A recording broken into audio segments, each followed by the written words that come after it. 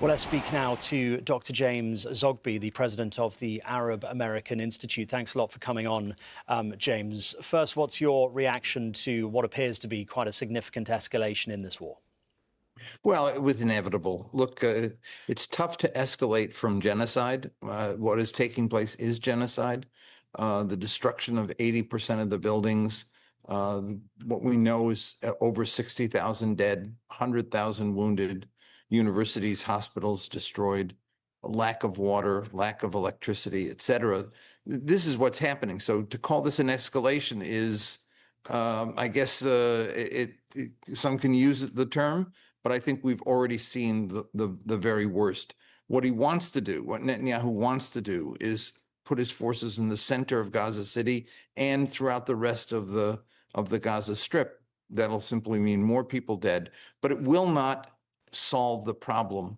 The problem is Israel's occupation is the problem. Intensifying the occupation only makes the situation worse. And look, he wants to get rid of Hamas, but Hamas is now stronger in the West Bank because of the reaction in the West Bank to what is happening in Gaza and the failure, the inability of the Palestinian Authority to stop Israel's encroachment on Palestinian land.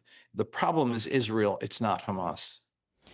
It's hard to comprehend, isn't it, for the people of Palestine, how it could get any worse after what we've seen over all these weeks and months. But it looks like it is going to get worse for people, especially in Gaza City. The million people that it appears to be this is their initial move, is to go into Gaza City and to push those people out further south. A million people who have already moved so many times. We've been polling there, doing some work with the Tony Blair Institute in the UK, and what we have found is that most people have been forced to move more than 5, 6, 7 times in the last 22 months. Uprooted their families, uprooted their belongings, what they have left of them, scarcity of water, sanitary facilities, medicine, food, etc. This is a devastating situation, and again. Netanyahu sits there smirking and says, we're going to free the Palestinian people from Hamas. Who's going to free the Palestinian people from Benjamin Netanyahu? Who's going to free them from occupation and from genocide? That's the issue that Palestinians are dealing with right now. And I think what compounds this problem is the sense of impunity that he has. No one will stop him. And these very hollow gestures, well, we're going to recognize a Palestinian state if he doesn't end the occupation of Gaza. That means nothing. What has to happen is Israel has to be punished. It's a spoiled child that has to be told, you must stop. And if you don't, there will be consequences, and the consequences have to be real. No trade, no arms, no support, political support, to shock them into doing the right thing. Palestinian lives are that important. It must be said that Israel's own military chief appears to be against this move, as does a lot of people within Israel. No doubt, obviously, the families of the hostages. And Benjamin Netanyahu would obviously say that this is to get rid of Hamas, who, he would say started this all. The families of hostages have known for a long time now that Benjamin Netanyahu uses that as a device to win support from the West, but he actually has no interest in saving the hostages. If he did, deals would have been made 2 years ago. And so the people of Israel are right. A new occupation of Gaza, intensified occupation of the West Bank, is only making the situation worse. Israel will not be secure as long as Palestinians are denied justice and freedom and the opportunity to grow their own economy in their own country and live in peace. Israel will have peace when Palestinians have peace. They're two sides of the same coin. He never got it. Most of the governing authorities in Israel have never gotten it. And that's why we are where we are today.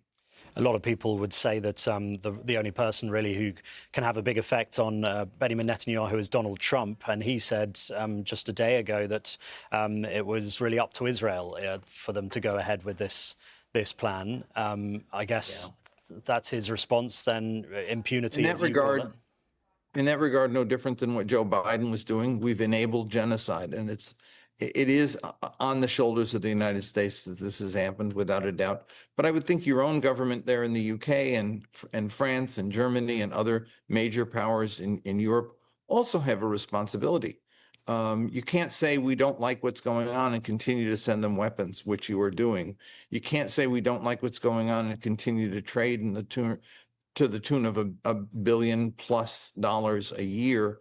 There have to be sanctions. The same kind of thing we did to Russia when they invaded Ukraine. Those kinds of sanctions have to be applied to Israel to shock the Israeli public into knowing that they cannot act with impunity. They can't just keep doing it and no one's going to ever make them pay a price for it. That's why this continues. That's why the extreme right in Israel is in such control of the government, because Netanyahu and the rest say, we can do whatever we want to do. No one's going to stop us. Someone's got to stop them. It's not going to happen through violence. It's going to happen through concerted power on the part of the West, those who support Israel, saying, enough is enough, we're done. And what do you think the key objective is? Because diplomatically, I mean, this is only going to isolate Israel further, surely. They don't give a damn. I mean, Ben Gvir and Smotrich and the rest, Netanyahu, and he's not too far from them, incidentally. They have a view of the entire land of Israel. I went with President Clinton in 1998. I was working with Vice President Gore, a project that he had started and asked myself and a former congressman to run. And so we were in Jerusalem for a state dinner. And President Clinton said, I was in Gaza earlier today speaking to the Palestinians in their land. And Netanyahu got up at a state dinner and said, that's not their land. That's where, and he told some biblical stories about Gaza. He has never acknowledged that this is Palestinian land. And neither has his coalition. And so they've told him, if you stop before you completely re-annex all of this, we'll pull out of the government and you'll go to jail for the charges that are pending against you in court.